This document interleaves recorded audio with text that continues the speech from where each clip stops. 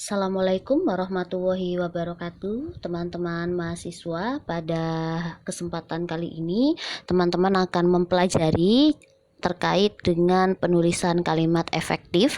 Materi kalimat efektif ini sebagai pembuka untuk materi selanjutnya, yaitu penulisan karya ilmiah yang akan kita bahas dan kupas tuntas di proyek klinik menulis setelah UTS, begitu ya.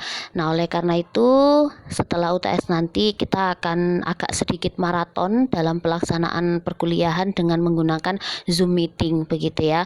Sehingga sebelum UTS ini kita lebih banyak belajar melalui e-learning gitu, supaya teman-teman tidak kehabisan yang namanya kuota, begitu ya. Nah, untuk materi penulisan kalimat efektif ini ada beberapa hal yang perlu saya jelaskan. Nah, untuk kalimat efektif itu sebenarnya ada dua syarat utama yang harus teman-teman patuhi. Yang pertama, kalimat efektif itu harus baik ya. Baik itu artinya kalimat itu bisa dipahami oleh lawan komunikasi kita, gitu ya. Lawan komunikasi kita siapa? Nah, itu dipahami dengan baik, tersampaikan pesannya.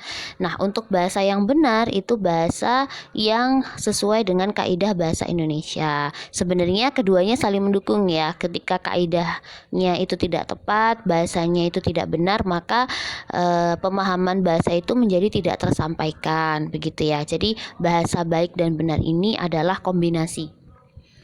Nah, masing-masing syarat gitu ya, baik dan benar itu tadi dipecah kembali menjadi beberapa syarat. Yang pertama, syarat dari sebuah kalimat efektif itu harus paralel. Paralel itu artinya sejajar. Di mana yang harus sejajar? Sejajar itu pada aspek imbuhan. Jadi imbuhannya harus disejajarkan. Jadi kalau satu pakai imbuhan me, maka yang satu juga harus imbuhan me. Yang satu pakai imbuhan di, yang lain juga harus pakai imbuhan di, gitu ya.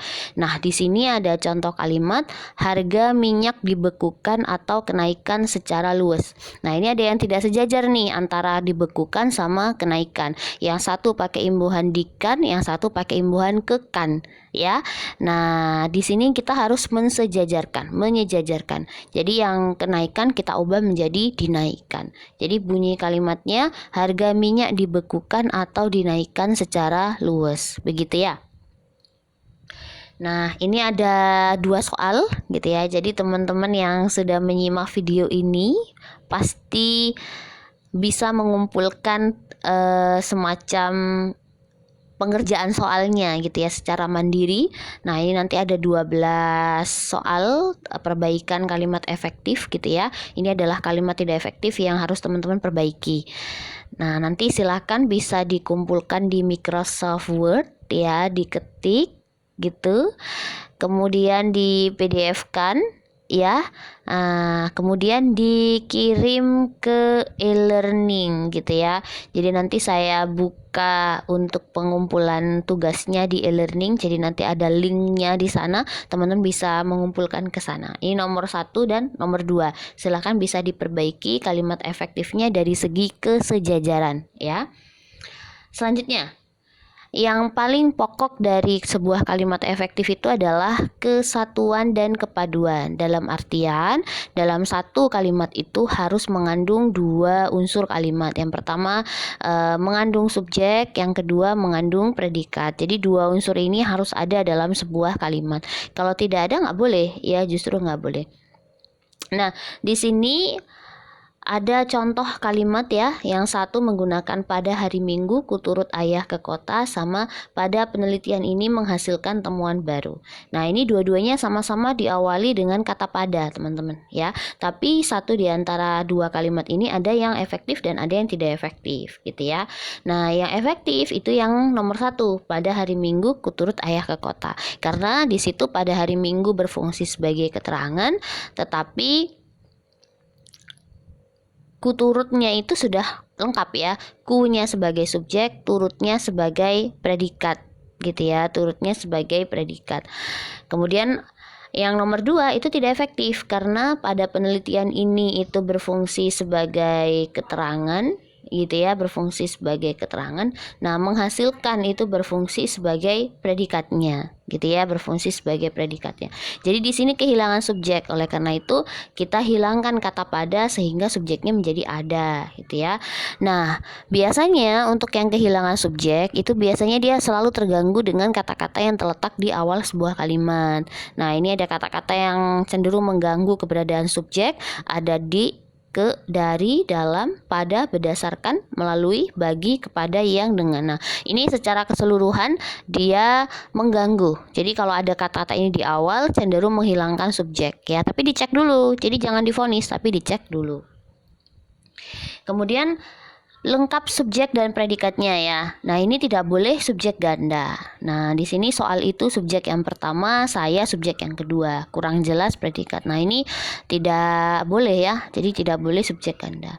Kemudian predikatnya juga nggak boleh hilang. Ini kalau teman-teman cek rumah kami yang terletak di kampung kumuh itu baru subjek. Jadi sepanjang itu baru subjek. Kenapa ini baru subjek? Karena ada perluasan subjek di sini, yaitu ada kata yang. Nah, supaya subjeknya ini dilengkapi dengan predikat, maka yang ini harus dihilangkan. Jadi rumah kami subjek, terletak sebagai predikat, gitu ya. Nah, ini latihan soal berikutnya, nomor 3, 4, 5, 6, 7, 8. Silakan teman-teman perbaiki kalimat efektifnya. Jadi yang disetorkan ke saya di Microsoft Word itu cukup perbaikan kalimatnya saja ya. Jadi tidak perlu ditulis ulang kesalahannya, gitu ya. Jadi silakan bisa diperbaiki aja bagaimana perbaikannya. Jangan lupa ya, di Microsoft Word itu diberikan nama, NPM sama kelas supaya saya lebih mudah untuk melakukan penilaian. Nah, untuk nama filenya juga di rename nama, kelas, kemudian NPM ya. Jadi nama dulu, NPM baru kelas. Yang ketiga, ini adalah pemakaian konjungsi, teman-teman. Jadi syaratnya konjungsi dalam sebuah kalimat tuh harus efektif. Nah, ini nomor 1, contoh penggunaan kalimat yang konjungsinya tidak tepat. Tidak hanya dia yang datang, melainkan teman satu kelasnya. Jadi teman-teman harus memperhatikan nih. Jadi kalau kata tidak, itu pasangannya tetapi, teman-teman, ya. Nah, kalau bukan itu pasangannya melainkan. Nah, di sini tidak hanya dia yang datang, ini pakai kata tidak, tapi dia pakai pasangan melainkan. Nah, berarti tidak efektif. Nah, kita ubah kalimatnya menjadi bukan hanya dia yang datang, melainkan teman satu kelasnya, gitu ya. Yang kedua, itu meskipun harga cabai mahal, tetapi ibu tetap membelinya. Nah, kalau di sini banyak kesalahan konjungsinya itu karena dia double konjungsi dengan fungsi yang sama.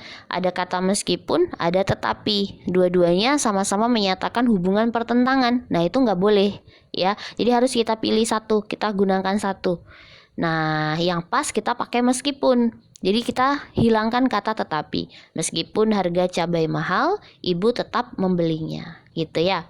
Kalau yang nomor 3, konjungsi yang menyatakan pengandaian, baik itu jika, apabila, bila, seandainya, itu tidak boleh diikuti dengan konjungsi maka. Jadi konjungsi maka harus dihilangkan. Ya, jadi jika Budi datang, aku juga datang. Gitu aja. Jadi makanya nggak usah.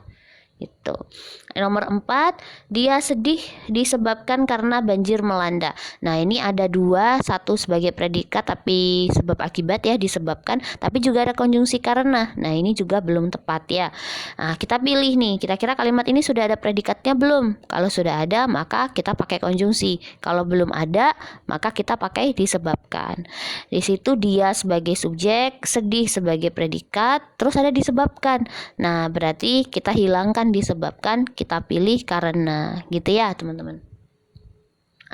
Ini soal selanjutnya nomor 9 dan nomor 10. Silakan teman-teman bisa perbaiki kalimat efektifnya ya. Silakan bisa dikasih perbaikannya, gitu ya. Kemudian kalau bisa diikuti penjelasannya ya. Kenapa kok ini salah? Gitu itu lebih baik ya. Jadi kalau misalnya nomor 9, bukan kesalahan dia yang penting tetapi cara dia. Nah, ini kesalahannya kenapa? Penyebabnya apa? Nah, terus kemudian perbaikannya itu boleh. Ya, itu lebih baik malah ya untuk saya memberikan nilai. Kemudian ada aspek kehematan. Jadi teman-teman kalau menulis sebuah kalimat itu efektif harus hemat. Hematnya bagaimana? Jadi yang nomor 1 ya, ini penggunaan kata ganti. Jadi kalau sudah ada kata iya di depan nggak usah diulang lagi konjungsinya. Jadi di sini kan karena ia tidak diundang, ia tidak datang. Nah, ini konjungsi ia dihilangkan yang di depan ya. Jadi karena tidak datang, karena tidak diundang, ia tidak datang. Gitu aja. Jadi ianya dihilangkan gitu ya. Kemudian teman-teman harus memperhatikan kata ulang. Biasanya kata ulang itu kan sudah mengandung makna tersendiri. Gitu ya. Tapi jangan dihilangkan, jangan dimasukkan kata ulangnya gitu ya. Nah, misalnya di sini nih, para anak-anak sudah datang. Nah, ini para anak-anak kan anak-anak sudah bermakna banyak. Jadi nggak perlu pakai kata ulang. Jadi nggak perlu kata para ya. Jadi anak-anak saja atau para anak gitu. Kemudian mereka saling tolong menolong. Nah, ini juga kan kata ulang ya. Nggak perlu teman-teman gunakan kata saling. Karena tolong menolong itu sudah bermakna saling gitu ya. Lalu perhatikan kata umum dan kata khusus. Nah, ini kan kata umum dan kata khusus ia mengenakan baju warna merah. Nah, warna merah itu kan ada kata umum warna, ada kata khusus merah. Disatukan tuh belum tepat. Karena orang sudah tahu kalau merah itu warna. Jadi kita nggak perlu pakai kata warna gitu ya. Jadi kita hilangkan kata warna. Sarapan pagi juga sama, kita pakai kata sarapan saja. Terus datang pukul 8 pagi, nggak perlu pakai pagi, karena 8 tuh sudah menunjukkan pagi gitu ya. Sejak dari pagi, nah sudah ada kata sejak, ada kata dari, nah ini kan berlebihan ya. Kita pilih satu, sejak pagi, kita hilangkan kata dari. Nah, definisi, yang nomor 6 ini definisi. Bibit adalah merupakan. Nah, ini kurang tepat ya. Jadi kita hilangkan satu, yaitu merupakan. Jadi bibit adalah gitu ya. Nah, silakan nih teman-teman bisa diperbaiki kalimat efektifnya nomor 11 ya. Silakan diperbaiki sambil belajar ya secara mandiri. Yang terakhir ini terkait dengan kelogisan kalimat teman-teman. Ini biasanya terkait dengan kalimat itu logis atau tidak logis gitu ya. Nah, umumnya tidak logis itu secara makna terkesan aneh gitu ya. Nah, ini contohnya waktu dan tempat kami persilahkan. Ini kemarin waktu teman-teman melaksanakan webinar banyak banget yang menyampaikan hal ini gitu ya. Waktu dan tempat kami persilahkan gitu. Padahal yang dipersilahkan berbicara itu misalnya saya atau narasumbernya atau yang memberikan kuis, tapi malah yang dihimbau waktu dan tempat. Nah, ini kurang tepat ya. Jadi teman-teman untuk menuliskan waktu dan tempat kami persilahkan tuh belum tepat ya. Jadi gimana Bu? Sebut namanya aja. Misalnya kepada Ibu Mahima Romadona kami persilahkan. Gitu ya. Jadi jangan waktu dan tempat. Nah, terakhir ini soal nomor 12 untuk teman-teman bisa berikan perbaikan kalimatnya. Siap ya. Demikian teman-teman untuk materi hari ini. Semoga teman-teman bisa belajar banyak gitu ya terkait dengan kalimat efektif. Ini sebagai bekal untuk teman-teman menulis karya ilmiah di klinik menulis di 6 pertemuan ya, 6 pertemuan nanti ya. Silahkan teman-teman bisa memperbaiki kalimat efektif yang tadi sudah saya munculkan soalnya di layar video. Saya akhiri, wassalamualaikum warahmatullahi wabarakatuh.